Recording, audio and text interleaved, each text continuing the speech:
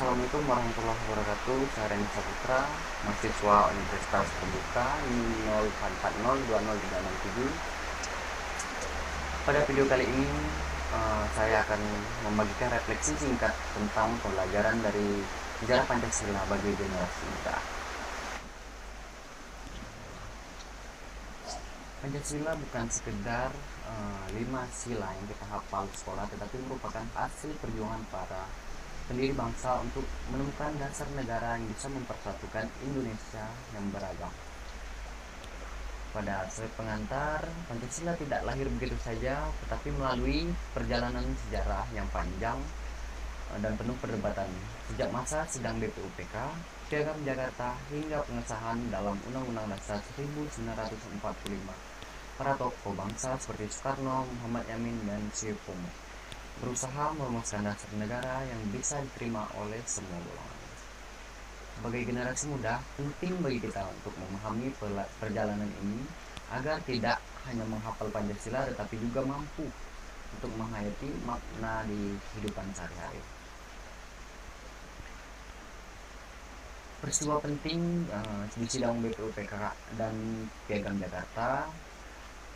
Sidang BPUPK yang berlangsung pada Mei hingga Juni 1945 menjadi titik awal penting lahirnya Pancasila pada tanggal 1 Juni 1945. Soekarno menyampaikan gagasan tentang 5 dasar negara yang kemudian dikenal sebagai Pancasila. Setelah itu lahir Piagam Jakarta pada tanggal 22 Juli 1945 sebagai hasil kompromi antara berbagai kelompok demi menjaga persatuan bangsa. Akhirnya pada 8 Agustus 1945, PPKI secara resmi menetapkan Pancasila dalam pembukaan Undang-Undang Dasar 1945 sebagai dasar negara Republik Indonesia. Nilai Pancasila yang tercermin dari proses lainnya Pancasila itu kita bisa melihat jelas nilai-nilai persatuan Indonesia dan kerakyatan yang dipimpin oleh hikmat kebijaksanaan dalam permusyawaratan perwakilan. Para pendiri bangsa rela menurunkan ego pribadi dan kelompok demi kepentingan bangsa yang lebih besar. Inilah wujud nyata Pancasila dalam tindakan, bukan hanya konsep tetapi semangat untuk mencari kesepakatan melalui musyawarah dan gotong royong. Selanjutnya, relevansi bagi generasi muda. Sebagai generasi muda, kita bisa belajar banyak semangat dari para pendiri bangsa di era digital seperti sekarang.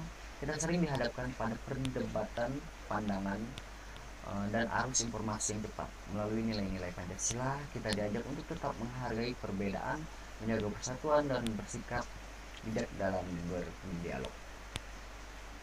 Refleksi pribadi, bagi saya pribadi, sila kedua kemanusiaan yang adil dan beradab terasa paling relevan saat ini. Di tengah kemajuan teknologi dan media sosial, seringkali empati kita terhadap sesama mulai berkurang. Nilai kemanusiaan yang mengingatkan kita untuk tetap menghormati martabat setiap orang, berpikir dengan hati, dan menggunakan teknologi dengan cara yang beradab.